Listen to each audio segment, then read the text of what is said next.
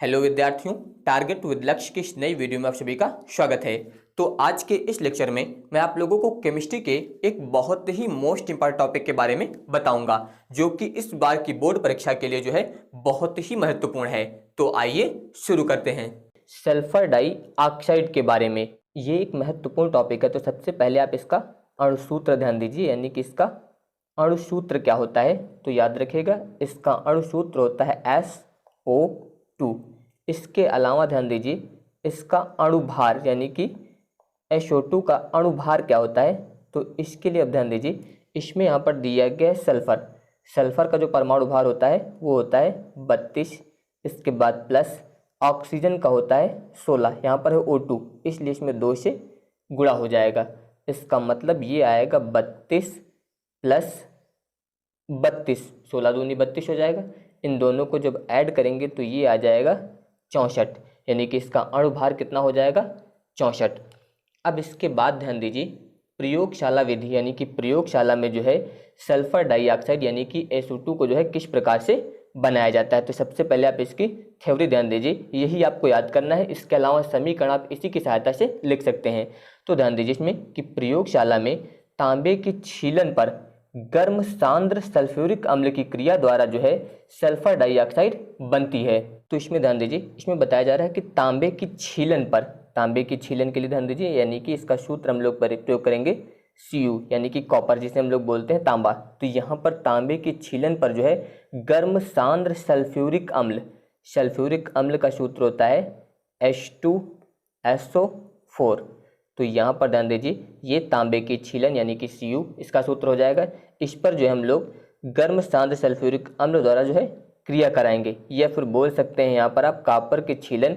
इसके अलावा जो है सांद्र सल्फ्यूरिक अम्ल, इसके मिश्रण को जो हम लोग यहाँ पर क्या करेंगे, गर्म करेंगे। यहाँ पर इससे क्या करना है, गर्म करना है। तो जब इसे हम लोग गर्म करते हैं तो इसमें ध्यान दीजिए, इसमें बनता है Cu2SO4 प्लस इसके अलावा सल्फर डाइऑक्साइड यानी कि SO2, और इसके अलावा इसमें बनता है H2O, इस प्रकार से। अब ध्यान दीजिए, यहाँ पर जो समीकरण है ये संतुलित नहीं है। अगर इस समीकरण को आपको संतुलित करना है तो इसके लिए ध्यान दीजिए, यहाँ पर है Cu2 यानी कि 2 दिए गए यहाँ पर कॉपर, और यहाँ पर ध्यान दीजिए कितना है Cu। तो इससे यहाँ पर संतुलित करने के लिए इसमें यहाँ पर आगे 2 से गुणा हो जाएगा, इस प्रकार से।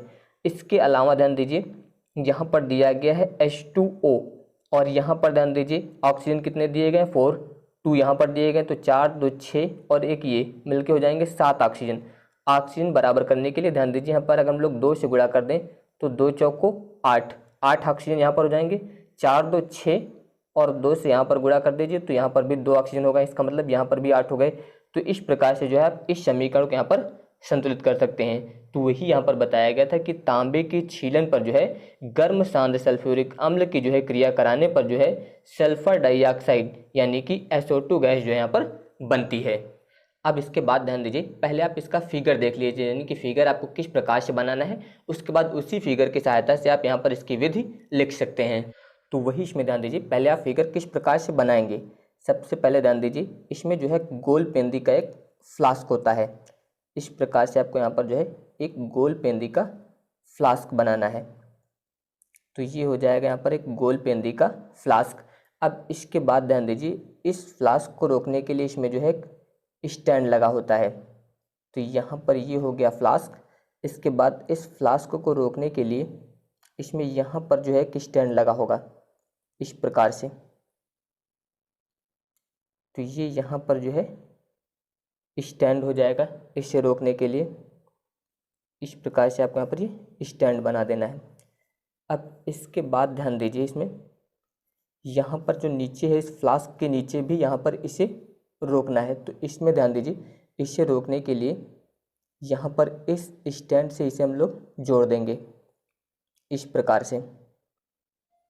इसके अलावा ध्यान दीजिए, यहाँ पर भी इसे रोकना है, तो इस प्रकार से यहाँ पर भी बनाना है।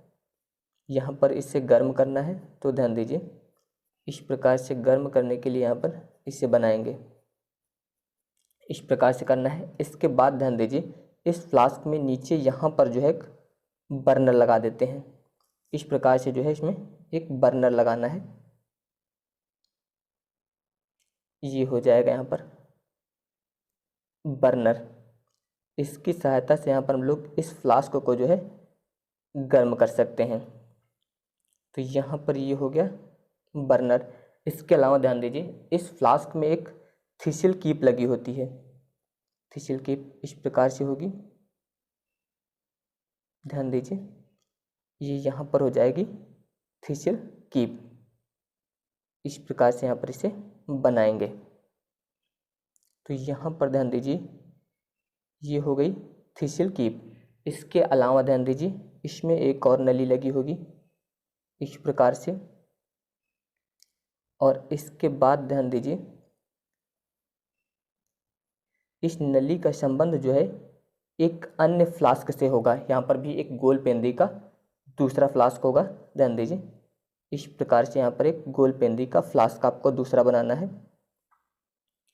इस प्रकार से यहाँ पर जो है ये गोल पेंदी का एक फ्लास्क हो जाएगा,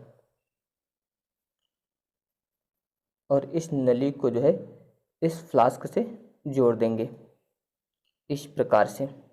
इसके अलावा ध्यान दीजिए इसी फ्लास्क से एक और नली बाहर निकलेगी इस प्रकार से, ऐसे जाएगी।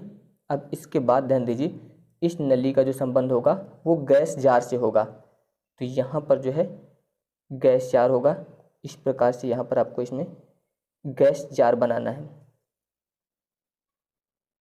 तो ये हो जाएगा यहाँ पर गैस जार, और इस नली को जो है हम लोग इस गैस जार से संबंधित कर देंगे इस प्रकार से।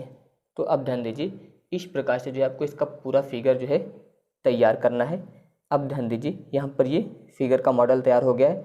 अब ध्यान दीजिए यहाँ पर जो फ्लास्क था गोलपेंदी का फ्लास्क, इसमें हम लोग यहाँ पर जो है तांबे की छीलन लेंगे। याद रखिएगा इसमें जो है यहाँ पर तांबे की छीलन, यानी कि आप बोल सकते हैं यहाँ पर तांबा। इसके अलावा जो है इसमें सांद्र H2SO4 लेना है आपको। ये हो जाएगा H2SO4। इस प्रकार यहाँ पर जो थिसिल कीप है इसी से जो है यहाँ पर H2SO4 गिराया जाएगा। H2SO4 यहाँ पर आप लिख सकते हैं सांद्र इस प्रकार से। तो यहाँ पर ध्यान दीजिए इसी थिसिल कीप की सहायता से जो है यहाँ पर हम लोग सांद्र H2SO4 जो है इसमें गिराएंगे। और यहाँ पर ध्यान रखिएगा जो थिसिल कीप लगी हुई है इसका जो निचला सिरा है वो अम्ल में डूबा होना चाहिए, यानी कि इस प्रकार से इतना इसमें H2SO4 होना चाहिए कि इसका जो निचला सिरा है ये इस यहाँ H2SO4 में डूबा होना चाहिए। ये आप लोग यहाँ पर याद रखेंगे कि इसका निचला सिरा जो है ये H2SO4 में डूबा रहेगा। अब इसके बाद ध्यान दीजिए जब यहाँ पर डूबा रहेगा इसके बाद हम लोग यहाँ पर इस फ्लास्क को गर्म करते हैं। तो जब फ्लास्क को गर्म करते हैं तो गर्म करने पर जो है इसमें SO2 गैस बनती है। यहाँ पर याद रखिएगा ये जो है बर्नर होता है। यहाँ पर आप लिख सकते हैं बर्नर। इससे भी अगर आप बताना चाहें तो आप बता सकते हैं गोल पेंदी का फ्लास्क। यहाँ पर आप लिख सकते हैं गोल पेंदी का फ्लास्क इस प्रकार से। तो अब ध्यान दीजिए ये बर्नर हो गया। इसकी सहायता से हम लोग इसे गर्म करेंगे तो यहाँ पर SO2 गैस बनती है, और ये SO2 गैस जो बनती है इसके बाद ध्यान दीजिए यहाँ पर एक और फ्लास्क रखा है। इस फ्लास्क में जो है यहाँ पर हम लोग H2SO4 लेंगे। यहाँ पर भी क्या होगा H2SO4, यानी कि यहाँ पर भी आप लिखेंगे सांद्र H2SO4 इस प्रकार से। तो यहाँ पर जब इसे गर्म करने पर SO2 गैस बनेगी तो वो SO2 गैस जो है यहाँ से इस फ्लास्क में आएगी। ध्यान दीजिए यहाँ पर जो दूसरा फ्लास्क दिया गया है यहाँ से जो SO2 गैस बनेगी वो इस फ्लास्क में आ जाएगी, जिसमें कि सांद्र यहाँ पर H2SO4 रखा गया है। इसमें आने पर जो SO2 होगी उसमें जो भी नमी होगी वो अवशोषित हो जाएगी, और उसके बाद अंत में जो शुष्क गैस होगी वो वायु के ऊपरमुखी विधि द्वारा जो है इस गैस जार में एकत्रित कर ली जाएगी। इस गैस जार में जो है यहाँ पर SO2 जो है एकत्रित कर ली जाएगी। इससे आप यहाँ पर बता सकते हैं गैस जार। ये यहाँ पर जो है निकास नली है, निकास नली।